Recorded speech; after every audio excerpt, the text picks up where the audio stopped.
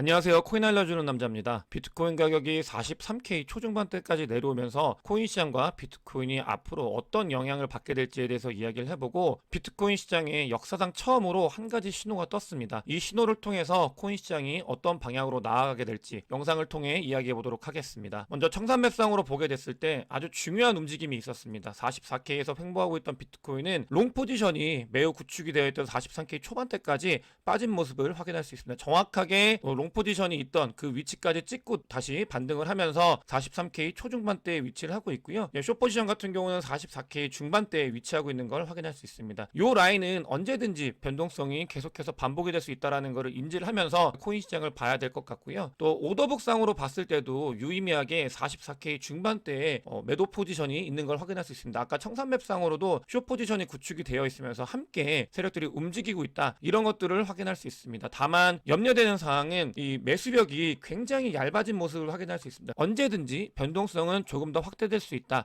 그 가능성에 대해서 우리가 가져가야 된다라는 걸 이 오더북을 통해서 확인을 할 수 있습니다. 비트코인이 하락한 거에는 다양한 원인이 있겠지만 SEC 이슈도 있다고 하는데, 그것보다는 실질적으로 비트코인 채굴업자들이 던진 게 가장 큰 영향을 미쳤습니다. 보시면은 아주 많은 양을 채굴업자들이 던졌고, 그러면서 비트코인이 43K까지 내려온 모습을 확인할 수 있습니다. 채굴업자들은 늘 말씀드리지만 비트코인에 관련되어선 아주 큰 고래 세력이기 때문에 이 움직임은 가격 변화에도 민감하게 작용을 하고 있고, 그러면서 반감기 때 이 이야기를 같이 드려야 되는데, 단순히 채굴업자가 던져서 빠진 거 여기서 멈추는 게 아니라 반감기가 되면 채굴업자들은 채굴할 수 있는 물량이 절반으로 줄어든다, 즉 던질 수 있는 물량도 절반으로 줄어들기 때문에 비트코인 반감기 이후에 비트코인이나 코인 시장에 긍정적인 영향을 미칠 수밖에 없다라는 것을 다시 한번 말씀드리면서 다음으로 가겠습니다. 또 실제로 채굴업자들이 던질 때 온체인 데이터 상으로 보시게 되면은 거래소 월렛에 비트코인이 많이 입금이 된 걸 확인을 할 수 있습니다. 이것들은 채굴업자들이 던지기 위해서 거래소로 입금을 했고, 입금을 하고 나서 매도가 이루어졌다, 그러면서 비트코인이 43K까지 빠졌다, 이렇게 보시면 되겠고요. 이런 흐름들 같은 경우는 제가 자주 지표 온체인 데이터를 통해서 말씀을 드리잖아요. 그런 것들을 실제로 이렇게 하면 진짜 이런 일이 일어나구나라는 걸 확인할 수 있기 때문에 한 번 더 가지고 와봤습니다. 비트코인이 가격이 빠지면서 이 도미넌스가 내려가는 모습을 확인할 수 있습니다. 도미넌스가 내려가면서 이게 전체 코인 시장을 한번 억눌렀다가 그 뒤에 일어났던 일들이 알트코인으로 돈이 많이 흘러갔잖아요. 이건 제가 이틀 전에 멤버십 게시판에다가도 글을 썼는데, 어떤 거냐면 비트코인이 요 라인에서 계속 파킹을 해놓으면은 알트코인으로 돈이 움직일 수 있다, 이런 말씀을 드렸었습니다. 이거 영상에서도 말씀을 드렸는데, 실제로 그런 움직임이 보이면서 알트코인들이 다시 반등을 한 모습을 확인할 수 있습니다. 외부에서 돈이 들어오는 게 한계가 있기 때문에 내부에서 비트코인 도미넌스가 알트코인들의 방향을 좌지우지하는 아주 중요한 지표이기 때문에 이런 부분들을 살펴봐야 되고요. 저는 엊그저께도 비트코인이 계속 올라가면서 알트코인 돈을 빨아갔었잖아요. 그때 알트코인을 잘 모았습니다. 그러면서 알트장에 와서 그런 부분들을 확인할 수 있었는데, 특히 이더리움 계열, 이더리움이나 L2들이 힘을 못 썼던 그런 시기가 있었잖아요. 그때마다 말씀을 드렸던 게 너무 좋은 시기다, 이더리움이 관심을 받지 못하지만 좋은 시기가 올 거다라고 계속 영상에서 말씀을 드렸고, 그런 움직임이 보이면서 알트코인들도 같이 올라가고 있는 걸 확인할 수 있습니다. 노보그라츠가 JP모건 회장이 이야기를 했었잖아요. 암호화폐를 금지시켜야 된다, 자기가 정부라면 그렇게 하겠다라고 하고 나서 노보그라츠는 반박을 했죠. 인터뷰에서 반박을 했는데, 그러니까 제이미 다이먼 비판을 한 게 JP모건 주식 수익률을 비트코인이 압도하고 있다, 뭔 소리 하는 거냐, 약간 너나 잘해라, 이런 식으로 이야기를 하는 것 같고, 제일 중요한 부분이 있는 것 같아요. 전 세계 사람들은 비트코인을 믿고, 전 세계 사람들이라는 게 굉장히 중요한 것 같습니다. 이 부분이 비트코인의 어댑션에 대해서는 자주 말씀을 드리는데, 점점 시간이 갈수록 더 많은 사람들이 비트코인을 알게 되고 가지려고 노력을 할 거고, 비트코인은 한정되어 있고, 이런 코인 시장과 비트코인의 방향성이 어느 쪽으로 향할지는 너무나 명확하고요. 요즘에 코인 유튜버 말고도 재테크 유튜버 분들이 비트코인 관련돼서, 코인 시장 관련해서 어마어마하게 다루는 걸 볼 수 있는데, 하락장일 때 그렇게 아무도 이야기 안 하다가 장이 좋아지니까 그분들도 이야기를 하는 거 보면서 비트코인 시장이 좋아지고 있구나라는 걸 확인을 했습니다. 이 부분은 뭐냐, 그러니까 사람들이, 대중들이 더 많이 비트코인을 알아갈 수 있다, 그런 시기가 도래할 가능성이 있다라는 거를 유튜버를 보면서도 확인을 했었습니다. 저 같은 경우는 하락장일 때부터 함께 하셨던 분들이기 때문에 그런 변화의 흐름에 대해서는 너무 잘 알고 계시죠. 그럼 왜 JP모건이나 월가에서 자꾸 비트코인과 코인 시장에 안 좋은 이야기 하는지, 그런 부분들에 대해서 살펴봐야 되는데, 이유는 명확해요. 자기들이 그러니까 코인 시장 관련되어 있는 주식들을 숏 포지션을 구축을 했는데, 보시게 되면은 이미 쇼 커버링이 거의 3조 원 정도 나왔고요. 그러니까 로스가 난 거예요. 실질적으로 로스가 난 거고 미실현 그다음에 그 손실 금액이 거의 한 7조 9천억 달러. 그러니까 하나로 한 8조 정도가 아직까지 손실이 나고 있다고 합니다. 그러니까 코인 관련되어 있는 주식들에 쇼쳤다가 완전히 물려가지고 돈을 잃고 있는 거예요. 이런 사람들은 당연히 좋은 소리를 할 수가 없겠죠. 계속 안 좋은 이야기를 월가발이라고 해가지고 안 좋은 이야기가 나오는데 그걸 믿을 게 아니라 왜 얘네들이 이런 이야기를 하는가.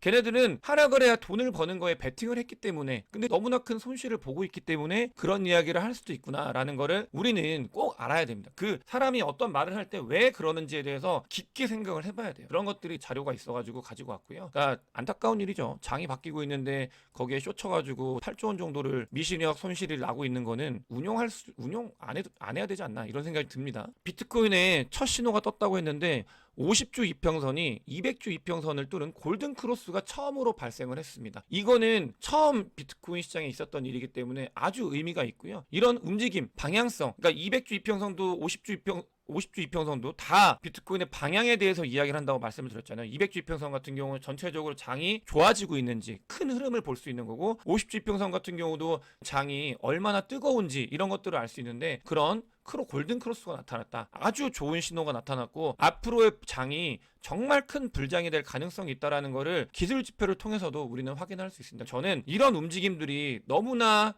좋은 일이라고 생각을 하고 있고요. 저는 다음번 불장, 그러니까 이번에 다가오는 불장을 굉장히 크게 보고 있는 사람 중에 하나인데, 그러니까 이런 지표들, 그 다음에 사람들의 어덥션, 그다음에 기관들, 이런 것들이 정말 큰 흐름을 만들지 않을까 이렇게 예상을 하고 있습니다. DTCC 요즘에 또 언급을 안 하고 있는데 여러분들께서 잊으셨겠지만 최근에 장이 좋아진 이유는 블랙록의 비트코인 현물 ETF 티커가 이 DTCC에 올라가서 반등을 했고 44K까지 올라온 모습을 확인할 수 있거든요. 근데 피델리티도 DTCC에 FBTC라는 티커를 올렸습니다. 피델리티가 만드는 비트코인 현물 ETF를 사실 때는 FBTC를 검색하시면 된다. 이런 거와 같고요. 비트코인 현물 ETF를 준비하고 있는 월가들은 다 그 다음을 보고 있다. 이런 것들을 확인할 수 있습니다. 이더리움 아까 말씀을 드렸는데 기관들이 프리미엄 주고 사고 있다고 바로 지난 영상에서 말씀을 드렸잖아요. 그것 이외에도 가스 프라이스가 계속 올라가고 있습니다. 이 말은 이더리움의 생태계가 들끓기 시작을 했다. 이런 거와 같고 NFT 관련되어 있는 것들을 많은 사람들이 보기 시작을 했고, 그러면서 가스 프라이스가 올라가기 시작했다. 사람들이 이더리움으로 관심을 갖기 시작했다라는 거를 이 자료를 통해서 확인을 할 수 있습니다. 캐시우드가 최소 5년간 비트코인이 강세가 될 거다. 근데 기관이 주도할 거다라는 이야기를 하고 있습니다. 뭐 워낙 이런 이야기를 많이 하셨기 때문에 저는 너무나 바잉이 되고 있고요. 중요한 거는 이겁니다. 비트코인 현물 ETF가 승인되면은 기관 투자자가 몰릴 거다. 이거를 되게 관과하는 것 같아요, 사람들이. 근데 이게 왜냐면은 비트코인 현물 ETF가 승인이 되면은 기관 자금들을, 그러니까 포트폴리오에 비트코인을 담을 수 있게 돼요. 제가 어제 여의도에 있는 친구들을 만나고 왔는데 그 친구들도 하는 이야기가 뭐냐면 비트코인을 담고 싶어도 기관이 담을 수가 없는 상태인 거예요. 근데 이런 현물 ETF가 승인이 되면은 하다못해 여의도에서도 비트코인 현물 ETF를 투자 포트폴리오로 담을 수 있다. 그 엄청나게 큰 변화의 흐름에 대해서 되게 간과하고 ETF 승인되면 하락할 거다, 이런 약간 이상한 이야기를 하시는 분들도 계시는데 절대 그렇지 않습니다. 단기적으로는 물론 하락을 할 수 있죠, 뉴스 때문에. 근데 중장기적으로 돈이 들어오는 그 흐름을 보셔야 돼요. 이 단기적인 거 맞춰서 무슨 의미가 있어요? 우리는 돈을 벌려 들어온 사람들인데 이 전체적인 큰 흐름을 봐야 된다라는 말씀을 드리고 싶고, 5년간은 비트코인이 강세가 될 거다. 이런 이야기는 캐시우드가 하고 있다. 아주 중요한 변화의 흐름에 한 복판에 우리가 있다라는 걸 아셔야 되고, 근데 그러면서 왜 그러면 캐시우드가 코인베이스 주식을 팔고 GBTC를 파냐, 이런 거에 대해서 비난하시는 분들도 계시는데, 그게 아니라 하도 이런 이야기를 하니까 이제 캐시우드가 직접 이야기를 했어요. 그 홈페이지에서 리발란싱 하는 거다. 포트폴리오가 코인베이스 주식이 너무 커지니까 그거를 잘라가지고 다른 거 사면서 리발란싱을 하고 있다라고 말했고, 실제로 아크인베스트의 ETF를 보면은 예전에 말씀을 드렸죠. 코인베이스 주식이 늘 가장 많이 들고 있습니다. 아직도. 그런 흐름의 변화, 얘가 캐시우드가 비트코인이 싫어가지고 던지는 게 아니라 리발란싱을 한다라는 걸 여러분들께서도 꼭 아셔야 된다라는 말씀을 드리고 싶고요. 그렇게 되면 좋아요. 캐시우드는 그 행동과 말이 일치하는 사람입니다. 그런 걸 꼭 아셔야 된다라는 말씀을 드리고 싶습니다. ETF가 정말 점점 더 우리 곁에 다가오려고 하고 있습니다. 보게 되면은 SEC와 비트코인을 상장하려는 자산운용사 간의 기술적인 세부 사항까지 진전이 되고 있다. 조만간 승인이 될 가능성이 높다. 이런 이야기를 하고 있습니다. 그러면서 블랙록이 비트코인 승인 직전에 해야 되는 행동들까지 하고 있다고 말씀을 드렸잖아요. 아주 급격하게 그 흐름의 변화가 나타나고 있는 상황이다 라는 걸 알면서 저희는 코인 투자를 해야 되고요. 이게 굉장히 의미 있는 일입니다. 코인베이스 월렛이 USDC 송금을 제공한다고 해요. USDC는 서클사에서 만든 거고, 서클사는 블랙록이 투자한 회사입니다. 다 연관이 되어 있어요. USDC는 아주 중요하게 그 움직임을, 쓰임을 보고 있는데, 코인베이스 월렛만 있으면 전 세계 어딜 가서도 USDC가 서로 전송이 된다고 합니다. 이게 소름 돋게 어마어마한 일이거든요. 이거는 결제 관련돼서 그냥 아예 다이렉트로 할 수 있다라는 걸 의미하는 거잖아요. 그러면서 환전소의 기능도 코인베이스가 하고 있고, 여기서 잘 봐야 되는 거, 여기에 연관되어 있는 기업이 뭐가 있죠? 서클, 블랙록, 코인베이스, USDC 이렇게 연관이 되어 있다. 결제까지도 다 가져가려고 하고 있다. 이 움직임을 잘 보셔야 됩니다. 너무나 중요한 기사인데 이게 그냥 묻히면 안 될 것 같아서 여러분들께 안내를 드렸고요. 그럼에도 불구하고 우리가 주의해야 되는 상황 늘 있습니다. 미국에서 엘리자베스 워렌 상원 의원은 언제나 잘 안 좋게 이야기하시는 분이에요. 규제를 해야 된다. 근데 또 이야기를 하십니다. 암호화폐는 새로운 위협이 있다. 이런 것들을 더 이상 방치할 수 없다. 이 말은 그냥 하는 게 아니라 미국 의회에서 뭘 준비하고 있기 때문에 이야기를 한다고 보시면 돼요. 앞으로 이런 규제 관련되어 있는 이야기들은 더 나올 가능성이 있다. 그걸 우리가 염두에 두면서 전체적인 방향성이 어디로 가는지 이런 것들을 살펴야 된다는 말씀을 드리고 싶고, 단기적으로도 실질적으로 너무나 많이 올랐죠. 쭉 많이 올라왔잖아요. 한마디만 더 오르고 나서 그 뒤에 하락할 가능성이 있다. 이런 이야기를 하는 사람들이 늘고 있습니다. 하락한 요 가능성이 있다. 이렇게 해가지고 하락할 수 있다. 일부 그런 부분들에 대해서 이야기가 많이 돌고 있기 때문에 과열은 과열이니까요. 단기적으로 일부 조정이 올 수 있고, 하지만 전체적인 방향 우리가 가야 되는 2024년도 2025년도는 너무나 큰 불장이 올 가능성이 있다라는 걸 생각을 하면서 투자에 임해야 된다는 말씀을 드리고, 오늘 영상이 도움이 됐으면 구독과 좋아요, 많은 공유, 댓글 부탁드리겠습니다. 영상 봐주셔서 대단히 감사합니다.